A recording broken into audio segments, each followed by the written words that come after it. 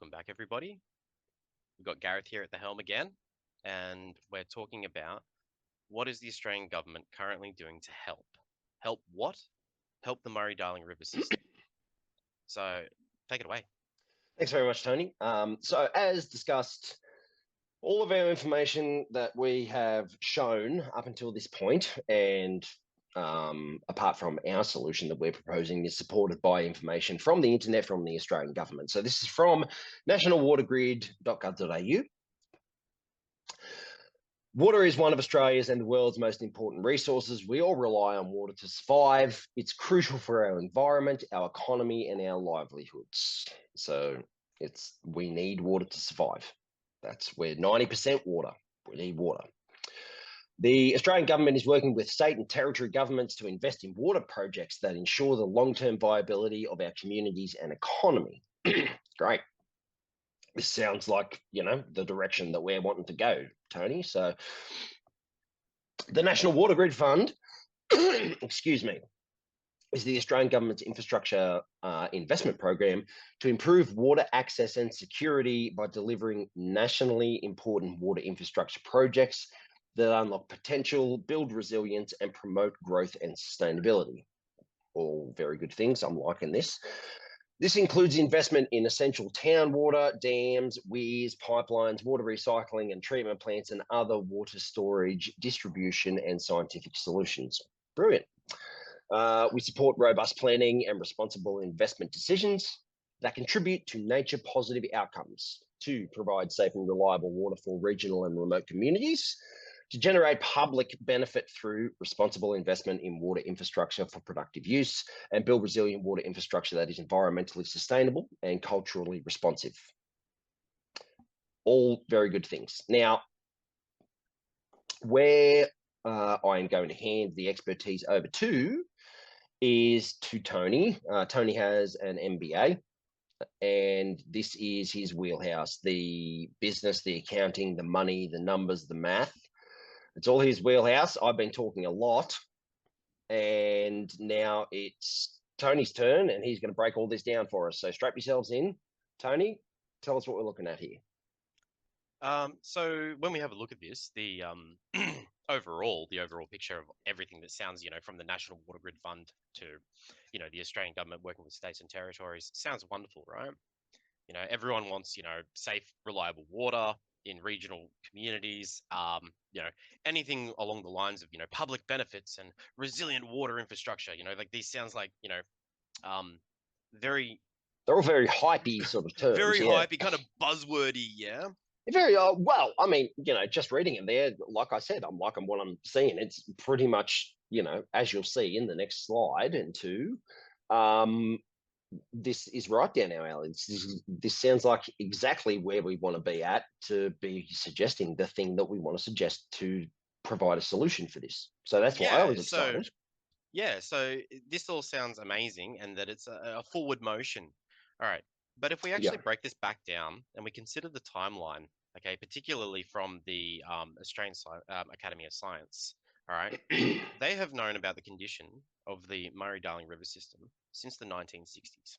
All right, they have been collecting data. Yeah, the data shows that. Yes. All right, and that comes from their own institutes. It's all freely available information. All right, but somehow for the last 64 years, all of that has been continually shelved. All right, and now we're looking at pea soup. The river is green. Fish kills are increasing over and over again. All right. Blue-green algae blooms are increasing. All algae blooms are increasing. As you said, pea soup, as well as blue-green algae and the rest of them. Yeah, exactly. And I keep banging on about that, but it is important to realise that blue-green algae is one species of literally tens of thousands, if not millions, of different species of algae. And there's a lot of different sorts of algae that bloom in nutrient-rich water. It's not just blue-green. So it's very important, because that's not being recorded. So that's something that you need to consider, because it happens everywhere. Yeah, exactly. So conditions are happening everywhere. All right. And what are we met with? We're met with a bureaucratic system that is clearly there to perpetuate itself. Okay. It has been passed off from government to government every term that they have an opportunity for the last 64 years. Now, is this the government that's going to do something about it? I don't know. Okay. What I can tell you is specifically, if we have a look at the down the bottom here, we Mhm. have from ABC News, the federal government changes and explained. Okay. Well, let me explain. They've spent $13 billion since 2007. All right, that's $13 billion with a B. All right, of Since taxpayer money. 2007. All right, which equals to Okay. $765 million per year for the last 17 years. Okay, what have we got from it? Wow. Okay, what that has resulted in is HD cameras being posted along the river. All right, so we can watch the river go to hell in a handbasket in high definition. So at least we've got a front row seat to the fish kills, yeah? All right, so along with that, Wow. okay, if we Okay. have a look at the publication, field trials to determine the efficacy of aeration to mitigate hypoxia in inland waterways. Okay, that's That, exactly what we're talking about. Yeah, yeah. yeah. Sounds like it's on the money, right? Mm-hmm. That is $200 million devoted to the CSIRO, all right, to run Venturi pumps off multiple sources of power. $200 million to run Venturi pumps. Venturi pumps. Do you mind explaining for the viewers what the difference between a bottom aerated unit and a Venturi pump is? So the Venturi effect is essentially it's a nozzle or an orifice that creates a difference between high pressure and low pressure. Okay, so high pressure being here, say your pump is pumping along this way, the high pressure is here, okay, reduced down to a nozzle. The low pressure is here on the outlet, and at this point right here, that difference in pressure is where air gets sucked in, okay? You've probably seen it on irrigation systems. You probably don't even know that they're called a Venturi if you don't have a lot of background knowledge on that particular type of units, okay? They use them to inject they used to inject liquids and gases into gas or liquid. Either way, they use them a lot for irrigation and things like that Mm-hmm. because they're engineered a certain way to get a certain amount of airflow, okay? What you need to operate a Venturi is a very high pressure, or at least a pressure to create a differential to get enough air suction. The higher that differential, the higher the difference between high pressure and low pressure, is the higher your air suction is. Okay, All so right, so that what you're essentially saying is that a Venturi pump works very well in a closed loop system, not an open loop system like a river or a lake. well, yes, but the other thing is what I'm trying to get to is it needs pressure to operate, so it needs water to be pumped through it to suck in the air to begin with, and they need to be at quite a high pressure. Now, to use water pressure to suck the air into the water instead of just using an air pump to pump air into the water, you need to use orders of magnitude more energy to get the same airflow. Vastly more energy by the article that I read. The other thing is that you then need to introduce that air correctly into the right spot to get the benefit of not only the air, but also the mixing, because the mixing, like we're talking about for destratification, is what we're trying to achieve here. Mm-hmm. To then treat the bottom sediment as well. So if they're not, if you are using a Venturi pump, you 10 steps behind the 8 ball in efficiency to begin with compared to diffused aeration, and then you add in the the need to introduce it in a way to actually get the secondary benefit, which is the circulation of the water. The amount of infrastructure that would be needed, as well as the amount of energy or fuel, would be, as I said, orders of magnitude higher than a simple diaphragm pump running a diffuser. Okay, To get, so yeah. from the article that I read and the understanding the field trial itself, the Venturi pumps, as it was explained by the CSIRO, was that it was deemed unfit even after $200 million was thrown at it. Okay, and a Right. lot of and a bunch of experts. All right, but they tried three different sources. Solar. All right, it required the size of a small solar farm to run each individual battery of Venturi pumps, a string of them, Okay. to Yeah. actually make a difference. Okay. Yep. All right. That's This obvious. Yeah. The second option was tying it into the mains, but the power draw on the mains was such a great scale that it was just not feasible financially to pay for that amount of electricity to be running constantly for the Murray-Darling River system. I mean, even a normal pool pump running on just a 50 millimeter venturi, like a Mhm. 2 inch venturi, you're probably only going to get about 100 liters a minute of air draw for like a 2 kilowatt pump, and that running 24/7. That's a lot of energy. That is. And That's two we're kilowatts, talking, and you're running 24/7. You're talking about something that's easily 100 times larger. yeah, okay, so right, okay, All right. And then further, the final option that the CSIRO decided to explore was running these Venturi pumps off diesel, using an electric generator to be okay. powered So by a diesel motor. And before I the go any further, right? So they went from deeming that solar was not suitable because it needed the size of a small solar farm to the drain on the mains, and they thought that somehow diesel was going to be a better option. And we well, spent even more money on this. yes, we did. Okay, Okay. and just to top it off, okay, finally with the diesel. All right, Mm, to top it off, the diesel to keep it operational 24/7 for a mm. single month, the amount of diesel needed is in the gigaliters. Yeah. Gigaliters of diesel. So, All right. so after all of this, sorry, really, I honestly, I don't think I want to hear anymore. um, after all of this, what was their conclusion? So their conclusion was that none of these things were viable. Well, I could All have right. told you that right from the start as soon as you said Benjuri.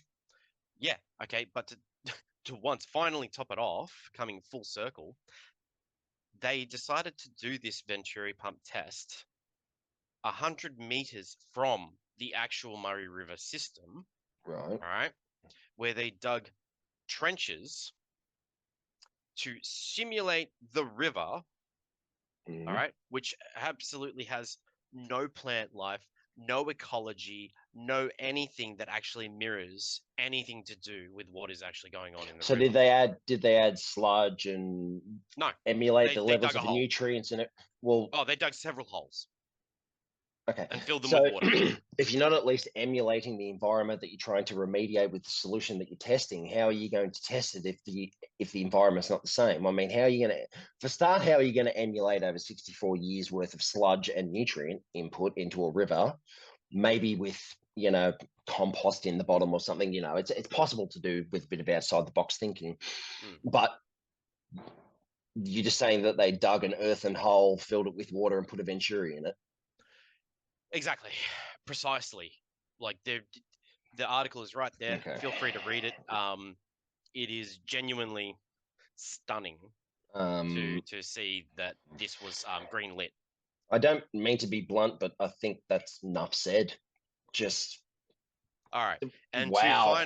yeah, wow. All right. To finally round this out, what we're going to have a quick gander at is the DCC EEW document for the Water Amendments Restoring Our Rivers 2023 FAQ. Okay, because this is an act that Mm, was passed in 2023. So like it or not, it is now the thing.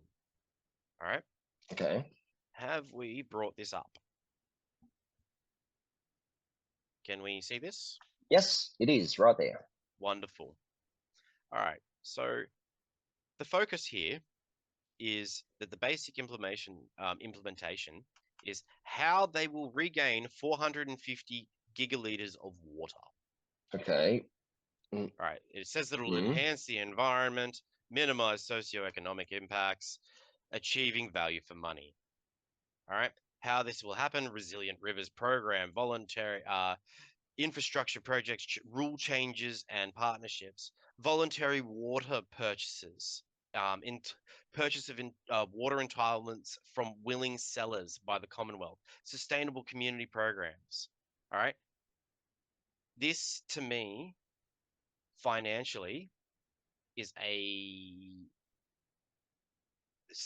it's an act that makes water access for farmers much harder Yeah, than that's what they've previously lived. Okay, by reading. increasing the value of the water that they're already accessing. And if they do Yeah. sell the water back to the Commonwealth, the value of the water that they will have to then extract to continue farming where they're farming will be exponentially higher. All right. But all the while, sorry, I'm just going to close this down now. All the while, the answer to this is that they've come up with a financial solution to increase the value of access to water, making it difficult for those that are already there, all right, giving themselves a pat on the back while adding a further 450 gigaliters to the water, all right, which is already a poisoned cup. Okay, It so is not a hands-on approach. reading between the lines there, they want to buy back water to essentially lock it up so it's not being taken out of the river from willing sellers, which, people that don't need it anymore, farmers that don't farm anymore, that have retired and want to sell their pumping rights or whatever it is, whatever it might be. That's no good for the next bloke that buys the property, but, whatever. He's retired. He doesn't mind, I suppose. And so then they're buying it back, but that means they've then got control over that water right that they can charge whatever price they want for it. Correct. And sell it back. But yes. but that's all that's doing is just resulting in less water being taken out of the river, not treating the problem that's there. All that will do is just increase the volume in the river to dilute the problem slightly to buffer the numbers. That's all it's going to do. That's right. And when they do buffer the numbers, they will pat themselves on the back a second time to say, hey, look what we did. We Am I reading that reduced right, though? the number. That's Correct. just that. I mean, okay, so this is a common thing in wastewater discharge. Okay. For aquaculture farming. Aquaculture, wastewater, anything. They need to not only do they need to know what your discharge volume is, they need to know what the milligrams per liter will be in that discharge volume. And then they need an estimate of the amount of nitrogen and phosphorus that you're going to discharge to the environment over a 12-month period. Okay. So even if you pump your required amount of volume that you're allowed to pump out, if your elevation of nitrogen and phosphorus exceeds your yearly production that you now have, you then need to pay more. Diluting it does nothing because the same amount of nitrogen and phosphorus still goes into the environment and it still ends up in the sea and in the ocean and everywhere else. Yeah, but ultimately, quickly, that's doing first. nothing. Yeah, it's a literal, that's why they want all of the information when they give you a license, because it's whatever the first is to reach. So yes. The amount in kilos of nitrogen and phosphorus that you discharge will stay the same. The amount of waste and the amount of nutrient in the Murray-Darling is going to stay the same. It's just there's going to be a little bit more water in the river. Exactly. They're adding a few drops of water to a poisoned cup. Yeah, that's again, band-aids on bullet holes. It is a it's not even a bureaucratic solution. It is bullet holes. It is a bureaucratic solution to a physical problem. All right. Okay. They've written a beautiful document that outlines that no one's going to actually lift a finger to do something physical with the river itself. And when they did try, they tried a option that cost taxpayers $200 million while they're at it, all right, to instantly nix it after running the program, going, it's non-viable. That was the Venturi pump trial. Yes, without having looked overseas to see other companies that have successfully aerated their own rivers and their own lakes. As we'll go into in the next slide, this is not new technology. This is not a new concept. Okay. Yeah, there are ways to optimize it, but yeah, I'd like to jump over there if you don't mind, Gary. Yep, let's go. Let's go to the next slide for sure. Yeah, sweet. Booyah. Hands-on approach. What we want to do about it. Unleash. Go hell for leather, please. Okay, so what we want to do about it. We want to treat the cause of the declining water quality that is impacting the environment, the aquatic environment, the Murray-Darling River. Okay.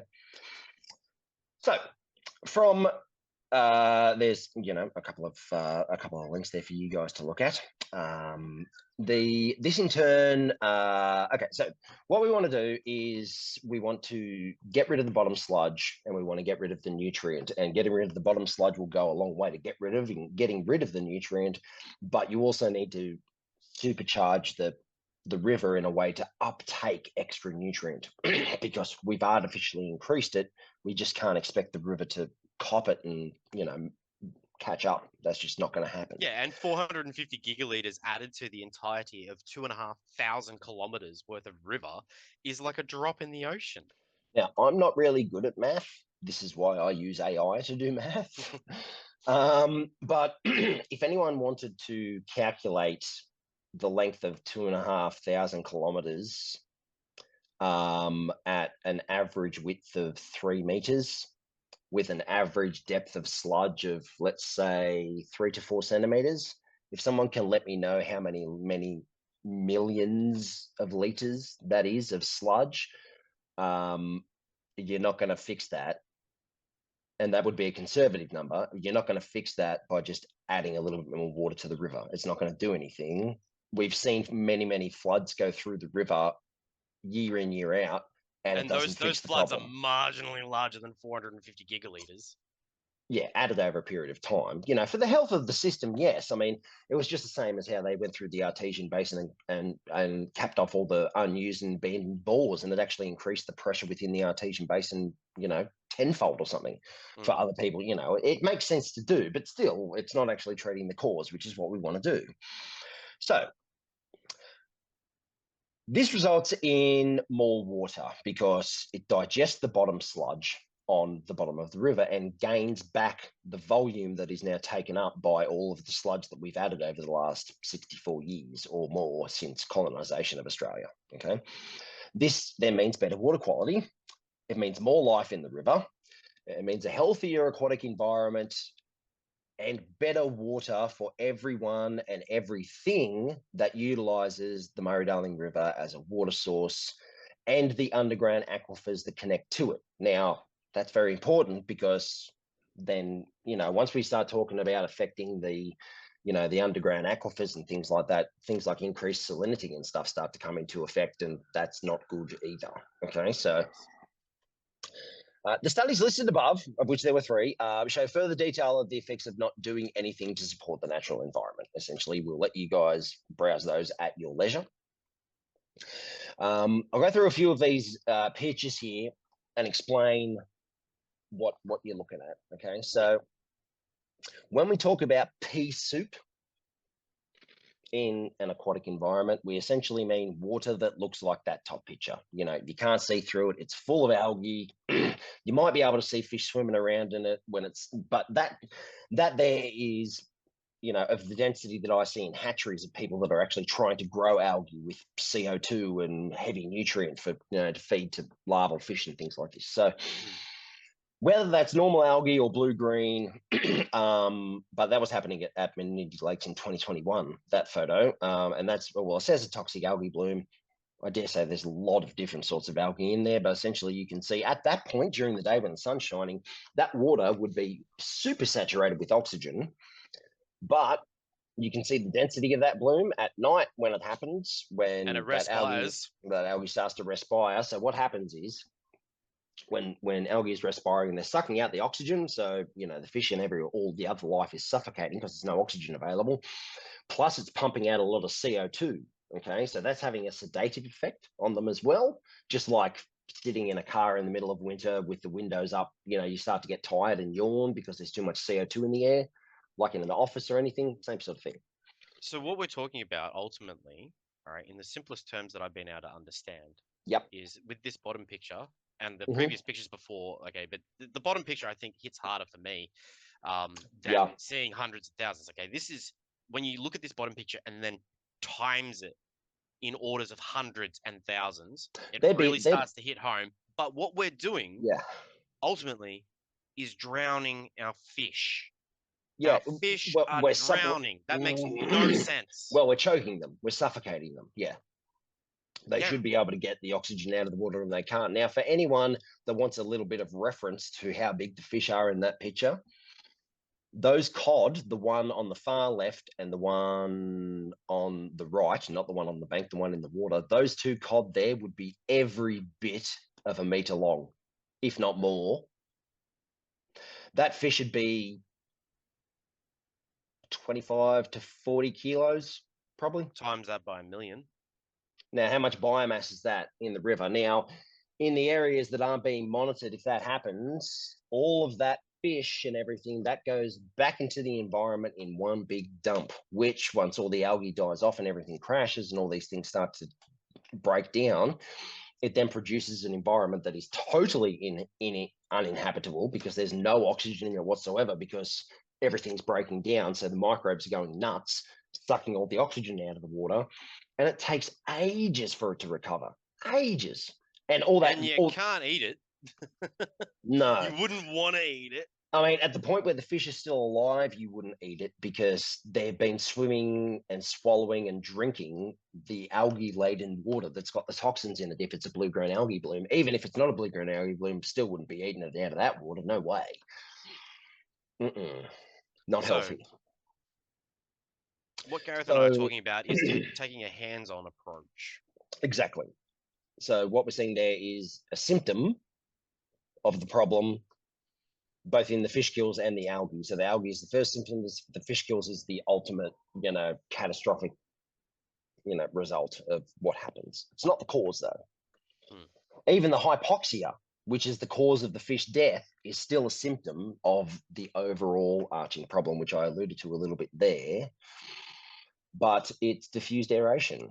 Adding diffused aeration to the bottom of the river in multiple different places throughout the river would increase circulation, break down the bottom sludge, liberate the nutrient, kick the food web back into gear, and essentially start remediating it and treating the cause, which is one, the sludge in the bottom of the river that's built up over how many decades. That's a huge nutrient sink. So you have to get rid of that first and get the bacteria down on the bottom growing again so that they can start being the biological pump of the river again. Right now, they're completely smothered. They can't do anything. And with that, then excess levels of nutrient that do come into the system and excess sediment and sludge that does come into the system can then be digested, and the river can then digest it and process it, rather than it just sitting there and festering like a cesspool. Well said, mate. Do we want to close it out, eh? So, folks, here we are. Thanks for hanging around. If you've hung around to the end, cheers, Gareth, for all your time and expertise, mate. It's been smashing. Thanks very much, Tony. Thank you. I've loved it. It's been very informative. Some things I never thought about, and it is a lot to think about. But I've learned a lot about the numbers and the funding and the connection of the various different government agencies that are dealing with this and the different parts that they're dealing with and who's focusing on what and driving what where. Yeah, so folks, like before we get to the video stage, Gareth and I are, in the back rooms talking an awful lot about, how this all comes together. And part of that is if you see here on the right-hand side down the list, feel free, all these links will be available to you. Click and go.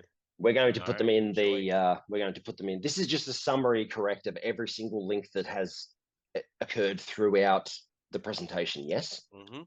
Yes. So all this information is where we got our data from. So go through. Yeah, don't take it for us. Don't take it for us. Don't take it from us. This is the information that the government has published, and we have collated it and interpreted it, and essentially diagnosed, the data.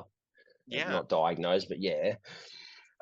So go through and at your leisure, we'll include this in the description of the video so that you can, go through and just click through, and then you can educate yourself and read about, the different parts of it, and that this isn't just at Menindee. Everyone knows about Menindee, but it's not just at Menindee. Yeah. There's and if you have tip any of the questions, iceberg. If you have any financial questions, I'm happy to answer them. Any queries, if you have any biotech, bioaquatic questions, feel free to fire them off at Gareth. You know, like he's a whiz. I love it. Thanks. Our resident water wizard. Thanks, man. Been called that a few times, yeah. Yeah, thanks very much, Tony. I've had a blast. This isn't the first lot of videos, obviously. This is just the summary of the first part. We haven't even shown you what we've got in store, really. We've told you what it is, but we're going to Yes. go into the tech details. We're going to go into, what it does, how it works, why it will work, and where we want to start, essentially. So if you've made it this far, thank you so much for giving us your time for a start, because this is a massive, massive issue. This is like the main artery of the country. Let's not sugarcoat that. Let's make that distinction right now. This is the main artery and lifeblood of at least New South Wales. It feeds Australia's food bowl, and there's no denying that. Especially the eastern states, which is where the majority of our population is. So it's just, it makes no sense to keep talking about it, and it makes sense to actually take some hands-on approach and action to it. And this is what we're proposing.